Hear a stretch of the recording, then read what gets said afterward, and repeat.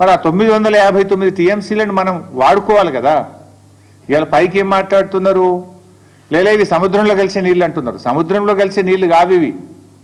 తెలంగాణ రాష్ట్రం వాటిని వాడుకోలేదు కనుక, పూర్తి స్థాయి వినియోగంలోకి తేలేదు కనుక ఆ నీళ్లు కిందికి ప్రవహిస్తూ ఉన్నాయి. రేపు తెలంగాణ 959 టీఎంసీలు పూర్తిగా వినియోగించుకుంటే అక్కడ నీళ్లు ఉండవు. దీని వెనుక ఉన్న కుట్ర ఏంది? ఇవాళ ఇప్పటికే ఆంధ్రప్రదేశ్ గోదావరి నది మీద ట్రిబ్యునల్ వేయాలని చెప్పి సెక్షన్ 3 కింద కేంద్ర ప్రభుత్వానికి కంప్లైంట్ చేసింది. సో గోదావరి ట్రిబ్యునల్ వచ్చే లోపే ఈ బనకచెర్ల ప్రాజెక్టును త్వరితగతిన నిర్మించి, ఆల్రెడీ ప్రజాధనం ఖర్చు అయిపోయింది, ఆల్రెడీ మేము ఖర్చు పెట్టేసినాము, దీనికి నీళ్లు కేటాయించండి అని చెప్పి ట్రిబ్యునల్ ద్వారా నీళ్లు తీసుకోవడానికి ఒక పథకం ప్రకారంగా జరుగుతున్న కుట్ర ఇది. ఎట్లా సాధ్యమైతే చెప్పండి. నిజంగా 959 నువ్వు పూర్తిగా వినియోగించుకున్నప్పుడు అప్పుడు నీళ్లు కిందికి పోతే దాన్ని లెక్క తేల్చాలి. దానికి సిడబ్ల్యూసీ ఉంది, హైడ్రాలజీ ఉంది, అన్ని క్లియరెన్స్లు తేవాలి కదా. ఏ క్లియరెన్స్లు లేకుండా వాళ్ళు కడుతూ పోతుంటే ఎందుకు రాష్ట్ర ప్రభుత్వం మౌనంగా ఉన్నది?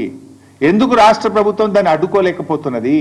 There are many forums. నిన్న నీతి ఆయోగ్లో రేవంత్ రెడ్డి ఎందుకు ప్రశ్నించలేదు నేను అడుగుతా ఉన్నా. ఇంకా బాధ కలిగే అంశం ఏంది? 8 ఎంపీలు కాంగ్రెస్ గెలిచే, 8 ఎంపీలు బీజేపీ గెలిచే. 16 ఎంపీలు గెలిస్తే ఏం లాభం ఈరోజు రాష్ట్రానికి? బడ్జెట్లో ఏమి రాదు. మన నీళ్లను కూడా తీసుకుపోతా ఉంటే బీజేపీ ఎంపీలు మాట్లాడరు, నా కాంగ్రెస్ ఎంపీలు మాట్లాడరు. పార్లమెంట్ను స్తంభింపజేయాలి కదా. ఏం చేస్తున్నట్టు బీజేపీ ఎంపీలు, కాంగ్రెస్ ఎంపీలు? ఎవరికి కూడా బాధ్యత లేదా? ఒకరు రాష్ట్రంలో అధికారంలో ఉన్నారు, ఇంకొకరు కేంద్రంలో అధికారంలో ఉన్నారు. కేంద్రంలో అధికారంలో ఉన్న వాళ్ళు చట్టాన్ని ఉల్లంఘించి పక్క రాష్ట్రం నీళ్లు తీసుకుపోయే ప్రయత్నం చేస్తుంటే కేంద్రంలో ఆ చట్టాన్ని అమలు చేయాల్సినటువంటి వాళ్ళు ఆపే ప్రయత్నం చేయరు. రాష్ట్రంలో అధికారంలో ఉన్న పార్టీ కానీ 8 ఎంపీలు కానీ ఇవాళ దాని మీద ఏ పోరాటం అయితే చేయాలనో, లీగల్గా కావచ్చు, చట్టపరంగా కావచ్చు, లేదా ప్రభుత్వ పరంగా కావచ్చు, లేదా ప్రజా పోరాటం కావచ్చు, దేనికి కూడా పట్టించుకోకుండా నిమ్మకు నీరెత్తినట్టుగా రాష్ట్రంలో ఉన్న కాంగ్రెస్ పార్టీ, కాంగ్రెస్ ప్రభుత్వం ఈరోజు మొద్దు నిద్రపోతున్నటువంటి పరిస్థితి ఉన్నది. ఇలా ముఖ్యంగా ఈ రాష్ట్రం నుంచి 2 కేంద్ర మంత్రులు ఉన్నారు, కిషన్ రెడ్డి గారు, బండి సంజయ్ గారు. మీకు బాధ్యత లేదా అని అడుగుతా ఉన్నా. మీరు ఈ రాష్ట్రానికి ప్రాతినిధ్యం వహిస్తూ ఈ రాష్ట్రానికి అన్యాయం జరుగుతూ ఉంటే మీరు ఏం చేస్తున్నారో నేను అడుగుతా ఉన్నా. కిషన్ రెడ్డి గారు, మీరు చాలా సీనియర్ నాయకుడు, ఎమ్మెల్యేగా కూడా పనిచేశారు. మరి మీరు సిడబ్ల్యూసీకి వెళ్ళి ఏ రకంగా గోదావరి బంకచెర్లకు అనుమతిస్తారో ప్రశ్నించారా? కేబినెట్ మీటింగ్లో ప్రధానమంత్రి గారికి మీరు చెప్పరా? ఇలా ఎంత దుర్మార్గం అంటే, ఏ అనుమతి లేదు దానికి. నా జిఆర్ఎంబి అనుమతి లేదు, సిడబ్ల్యూసీ అనుమతి లేదు, ఎన్విరాన్మెంట్ క్లియరెన్స్ లేదు, అపెక్స్ కమిటీ అనుమతి లేదు. ఏ అనుమతి లేకుండానే కేంద్ర ప్రభుత్వం 50% నిధులు గ్రాంట్ కింద ఇస్తుందట. మరో 50% నిధులు ఎఫ్ఆర్బిఎంకు అదనంగా అప్పు తెచ్చుకోవడానికి అనుమతిస్తుంది అని చెప్పి చంద్రబాబు నాయుడు గారు స్వయంగా ప్రెస్ మీట్లో చెప్తున్నారు, పత్రికల్లో వార్తలు వస్తున్నాయి. ఎట్లా ఇస్తారు? ఒక చిన్న చెరువు కట్టాలంటేనే ఎన్విరాన్మెంట్ క్లియరెన్స్ అడుగుతారు, ఒక చిన్న ప్రాజెక్టు కట్టాలంటేనే మీకు వాల్తా చట్టము, ఈ చట్టము, ఆ చట్టము, రకరకాల అనుమతులు అడుగుతారు. ఇంత పెద్ద ప్రాజెక్ట్, ఇంటర్లింకింగ్ ఆఫ్ రివర్స్, ఒక నదిని ఇంకో నదికి కలిపేటువంటి ప్రాజెక్టుకు మరి దాంట్లో అంతర్రాష్ట్ర సమస్యలు కూడా ఉన్నాయి. మహారాష్ట్ర ఉంది, కర్ణాటక ఉంది, తెలంగాణ ఉంది. పైన ఎగువ ఉన్న రాష్ట్రాల అభిప్రాయాలు తీసుకోరా? జిఆర్ఎంబి అనుమతి తీసుకోరా? ఇవి లేకుండా మరి ఎట్లా కేంద్ర ప్రభుత్వం ఆర్థిక పరమైన అనుమతిస్తుంది? ఎట్లా కేంద్ర ప్రభుత్వం ఈ ప్రాజెక్టు కట్టడానికి అనుమతిస్తుంది? మరి కేంద్రం అనుమతిస్తుంటే ఆ ప్రభుత్వంలో ఉన్న కిషన్ రెడ్డి, బండి సంజయ్లు ఎందుకు మౌనంగా ఉంటున్నారు? రాష్ట్ర ప్రయోజనాలు మీకు పట్టవా? మీ పదవులే మీకు ముఖ్యమా? తెలంగాణ రాష్ట్ర ప్రయోజనాలు మీకు ముఖ్యమా అని నేను అడుగుతా ఉన్నా. మీకు బాధ్యత లేదా అని నేను అడుగుతా ఉన్నా. అడగండి, ప్రశ్నించండి, మన రాష్ట్ర ప్రయోజనాలు కాపాడండి. అవసరమైతే కిషన్ రెడ్డి గారు ఆల్ పార్టీ డెలిగేషన్ లీడ్ చేయండి, మేమందరం వస్తాం ప్రధానమంత్రి గారి దగ్గరికి. ఈ రాష్ట్రం నుంచి కేంద్ర కేబినెట్ మంత్రిగా ఉన్న కిషన్ రెడ్డి గారు అన్ని పార్టీలను తీసుకుపోయి తెలంగాణ ప్రయోజనాలు కాపాడవలసిన బాధ్యత మీ మీద ఉన్నది. పదవిలో ఉండడం ముఖ్యం కాదు, ప్రజల ప్రయోజనాలు ముఖ్యం. ప్రజల యొక్క, ఈ రాష్ట్రం యొక్క ప్రయోజనాలు మీరు కాపాడలేకపోతే ఆ పదవిలో ఉండే అర్హత కూడా మీకు లేదు అని చెప్పి నేను మనవి చేస్తా ఉన్నా. ఎట్లా ఇస్తారు నిధులు? ఎట్లా ఇస్తారు? అసలు ఆ ప్రాజెక్టుకు జీరో పర్మిషన్స్, నైదర్ సిడబ్ల్యూసి, నార్ జిఆర్ఎంబి, నార్ ఎన్విరాన్మెంట్ క్లియరెన్స్, నార్ ఇంటర్స్టేట్ అగ్రిమెంట్, నథింగ్. ఇక దానికి ఏ రకంగా ఇస్తారు అని నేను అడుగుతా ఉన్నా. ఇంకా ఉల్టా బాధ కలిగే అంశం ఏంటంటే తెలంగాణ ప్రభుత్వం అన్ని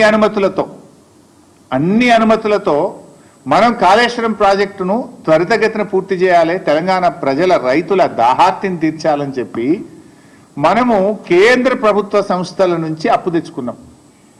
ఇదే ప్రైవేట్ బ్యాంకులు కాదు, రేవంత్ రెడ్డి లెక్క 170 కోట్ల బ్రోకర్ ఫీజు లంచం ఇచ్చి భూములు కుదబెట్టి షేర్ మార్కెట్లో తేలే మేము. కేంద్ర ప్రభుత్వ సంస్థ ఆర్ఈసి పిఎఫ్సి దగ్గర మనం అప్పు తెచ్చినాం. తెస్తే ఇదే కేంద్ర ప్రభుత్వం ఇది ఎఫ్ఆర్బిఎం కంటే అదనంగా ఉన్నది అని రికవరీ పెట్టింది, మన మీద రికవరీ పెట్టింది కేంద్ర ప్రభుత్వం. మీరు అప్పు తెచ్చింది ఎఫ్ఆర్బిఎం పరిమితి దాటారు అని చెప్పి మనకేమో రికవరీ పెట్టారు. కానీ ఇప్పుడు ఆంధ్రప్రదేశ్కి ఏమంటున్నారు, మీకు 40,000 కోట్లు గ్రాంట్గా ఇస్తాం, ఇంకో 40,000 కోట్లు అదనంగా అప్పు తెచ్చుకోవడానికి ఎఫ్ఆర్బిఎం పరిమితులు దాటి కూడా మీకు పర్మిషన్ ఇస్తాం. అంటే ఆంధ్రప్రదేశ్కో నీతి, తెలంగాణకో నీతి. ఏం మేము భారతదేశంలో భాగంగా కాదా? మరి భారతదేశ అభివృద్ధిలో తెలంగాణ భాగస్వామ్యం లేదా? ఎందుకు తెలంగాణ పట్ల బీజేపీకి ఇంత కక్ష అని నేను అడుగుతా ఉన్నా. ఎందుకు బీజేపీ తెలంగాణ మీద పగబట్టింది అని నేను అడుగుతా ఉన్నా. ఇవాళ మీరు పోలవరం జాతీయ ప్రాజెక్ట్ ఇచ్చారు ఆంధ్రప్రదేశ్కు, సంతోషం, వి వెల్కమ్, మాకేం జలసీ లేదు. మాకెందుకు జాతీయ ప్రాజెక్ట్ ఇవ్వరు? మా పాలమూరు ఎత్తిపోతల పథకానికి ఎందుకు ఇవ్వరు? మా కాళేశ్వరంకి ఎందుకు ఇవ్వరు? మా సీతారామ ప్రాజెక్టుకి ఎందుకు ఇవ్వరు? ఆంధ్రప్రదేశ్కి ఆల్రెడీ పోలవరం జాతీయ ప్రాజెక్ట్ ఇచ్చారు. ఇప్పుడు రెండవది గోదావరి బండ్కచెర్లకు కూడా 80,000 కోట్ల రూపాయలు ఇస్తామంటున్నారు. దానికి 80,000 ఇస్తారు, పోలవరంకు 80,000 కోట్లు, దాదాపు 80,000 దాటుతుంది పోలవరం కూడా. అంటే 1,60,000 కోట్ల రూపాయలు ప్రాజెక్టుల నిర్మాణానికి ఆంధ్రప్రదేశ్కు సమకూరుస్తున్నారు. అందులో ఒక పై సంబంధం అన్న తెలంగాణకి ఇచ్చారా? 1%, 1,600 కోట్లని ఇచ్చారా అని అడుగుతా ఉన్నా నేను. ఇయ్యనప్పుడు 8 ఎంపీలు బీజేపీ గెలిచి ఏం ప్రయోజనం? 2 కేంద్ర మంత్రులు ఈ రాష్ట్రం నుంచి ఉండి ఏం ప్రయోజనం? మీరున్నది పదవులు అనుభవించడానికా, ప్రజలకు సేవ చేయడానికా? ఈ రాష్ట్ర హక్కులు కాపాడడానికా? ఈ రాష్ట్ర హక్కులు హరిస్తుంటే కళ్ళు మూసుకొని కూర్చోవడానికి ఉన్నారా అని చెప్పి నేను అడుగుతా ఉన్నా.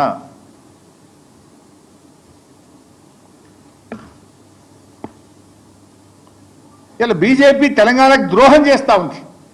ఇది తీవ్రమైన ద్రోహం. అరే మా ప్రాజెక్టులకు ఇప్పటికీ అనుమతులు ఇయ్యరు, మా సమ్మక్క సాగర్ ఇప్పటికీ ఇంకా అనుమతులు రాలేదు, మా పాలమూరు డిపిఆర్ను రిటర్న్ పంపించిండ్రు, మా దిండి ప్రాజెక్టుకు అనుమతులు ఇయ్యరు, మా ఏమో అనుమతులు ఇయ్యరు. పక్క రాష్ట్రానికి అనుమతులు లేకుండా నిధుల వర్షాన్ని కురిపిస్తున్నారు, కనక వర్షాన్ని కురిపిస్తున్నారు. ఏ అనుమతులు లేకున్నా కూడా నిధులు ఇస్తాం, ప్రాజెక్టులు కట్టండి.